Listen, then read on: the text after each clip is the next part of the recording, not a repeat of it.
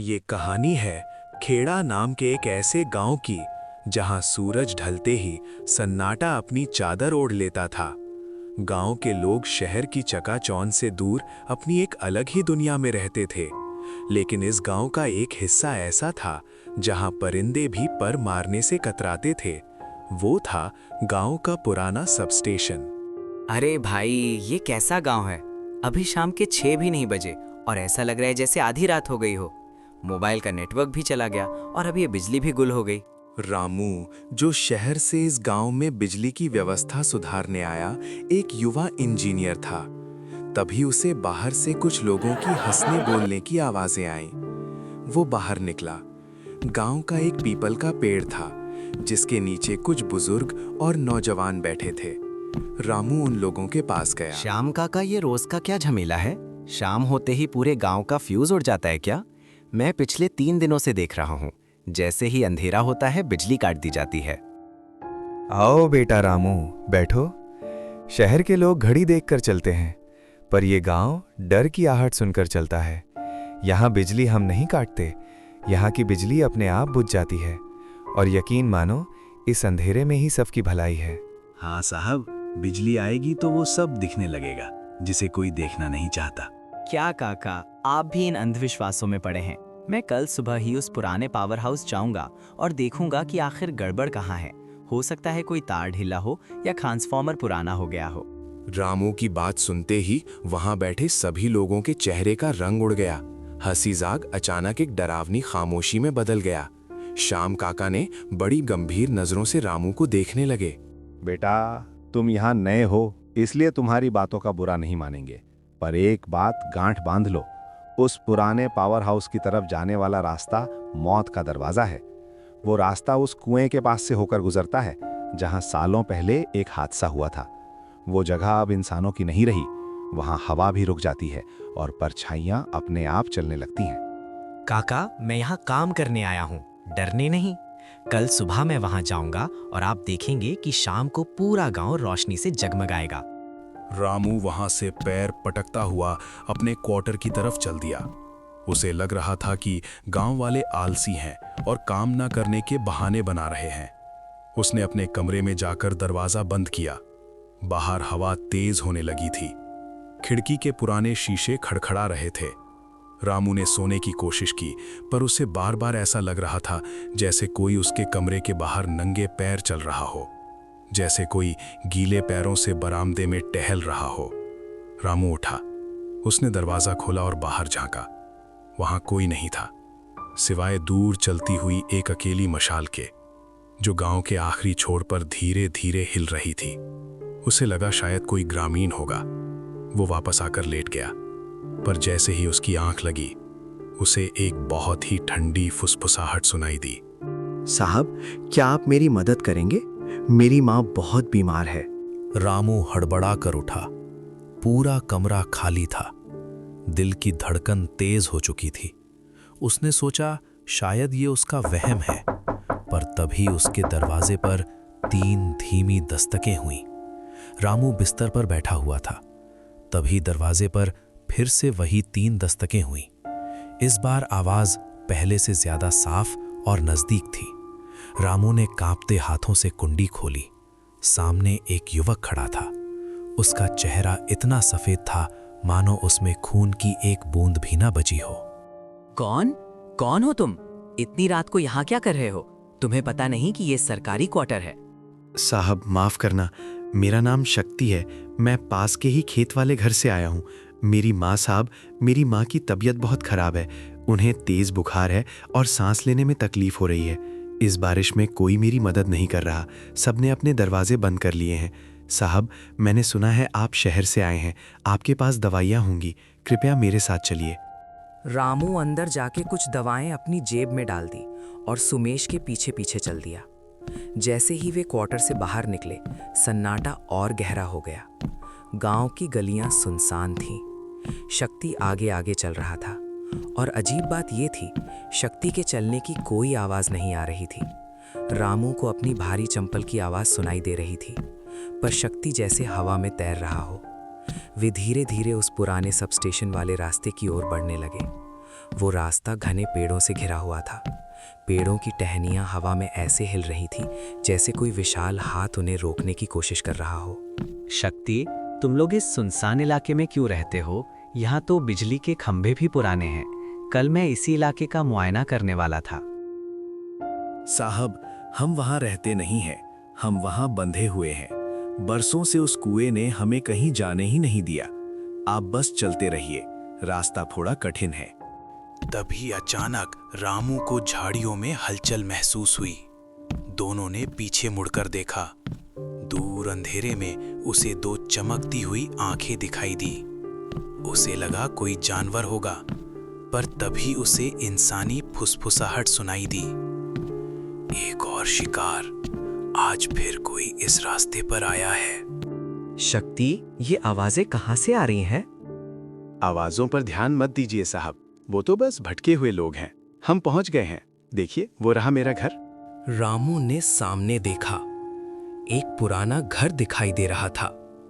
घर के बाहर एक पुराना बिजली का खंभा टेढ़ा होकर गिरा हुआ था। रामू जैसे ही उस घर के आंगन में पहुंचा, उसे एक बहुत तेज सड़न की बदबू आई। ऐसी बदबू जैसे कोई चीज महीनों से वहां मरकर सड़ रही हो। साहब, अंदर चलिए, माँ अंदर इंतजार कर रही हैं।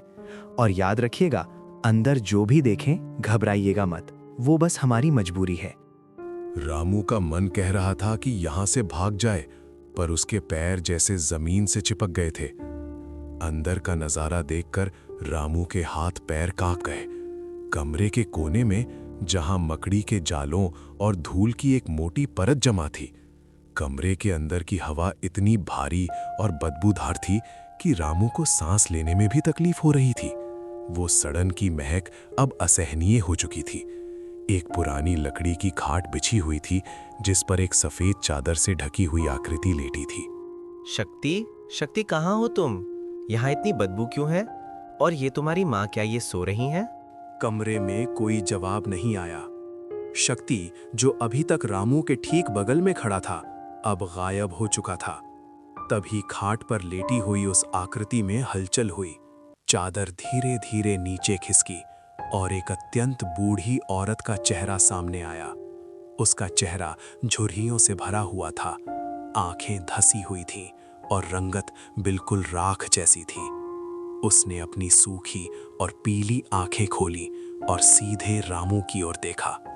आ गए बेटा। शक्ति कह रहा था कि शहर से कोई नया साहब आया है जो गांव का अंधेरा दूर करेगा। क्या तुम मेरा अंधेरा भी दूर कर दोगे? रामू के गले से आवाज नहीं निकल रही थी।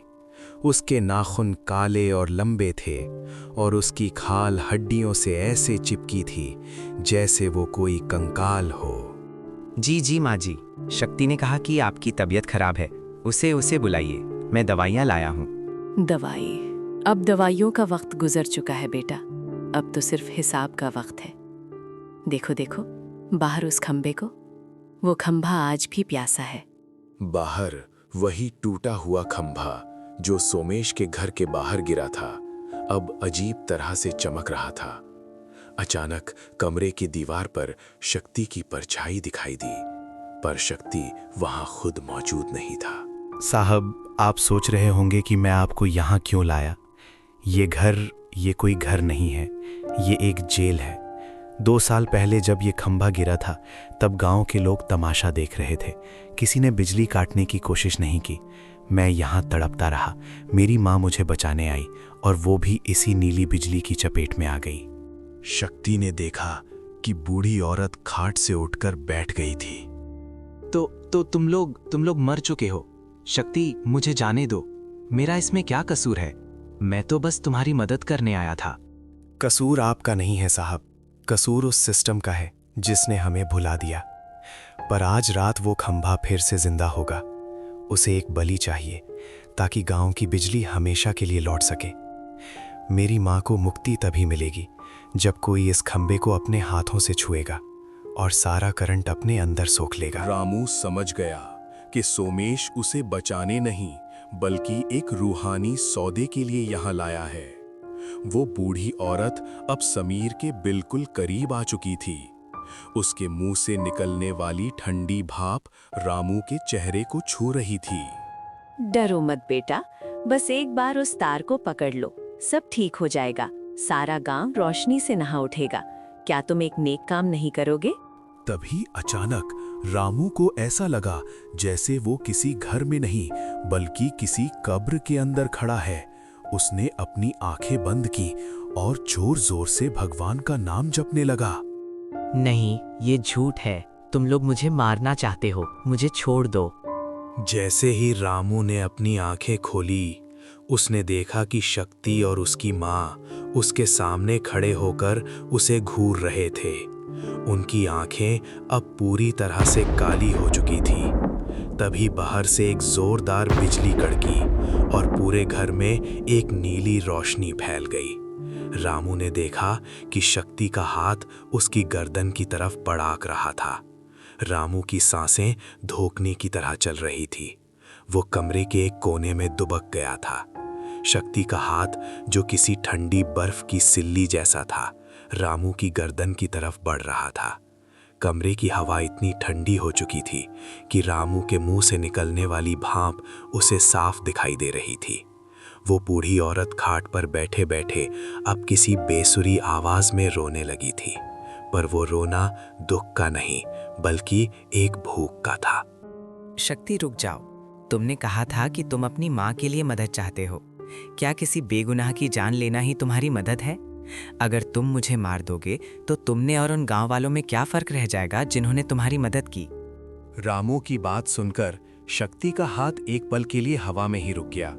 उसकी काली आंखों में एक पल के लिए दर्द की चमक दिखाई दी, पर अगले ही पल वो फिर से पत्थर जैसी कठोर हो गई। घर की दीवारों से अब गीली मिट्टी झड़ने लगी थी और खिड़कियों के बाहर वही नीली बिजली अब और तेज कड़क रही थी। साहब, यहाँ कोई बेगुनाह नहीं है। खामोश रहना भी एक जुर्म है। जब मेरा दम घुट रहा था तब सब अपने घरों में दिए जलाकर बैठे थे। आज तुम्हें उस बिजली को महसूस करना होगा जिसने हमारे सपनों को जलाकर राख कर दिया।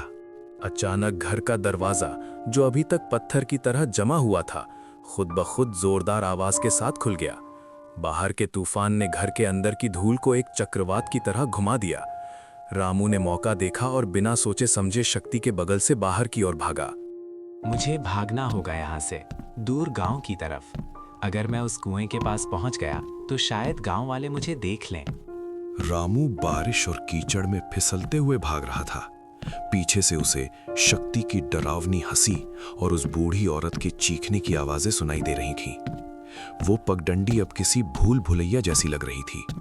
रामू जितनी तेज भागता, उसे ऐसा लगता कि वो वापस उसी पुराने घर के सामने आ गया है। तभी भागते भागते वो उस पुराने कुएं के पास पहुंचा, जिसे गांव वाले यम का द्वार कहते थे। कुआं गहरा और काला था और उसके चारों ओर वही पुरानी बिजली के तार लिपटे हुए थे। रामू रुक गया। कुएं के अंदर जहां पानी नहीं बल्कि काले धुएं जैसा कुछ उबल रहा था। रामू, रुको मत, हमारे पास आओ। यहाँ बहुत शांति है। यहाँ कोई बिजली नहीं, कोई अंधेरा नहीं।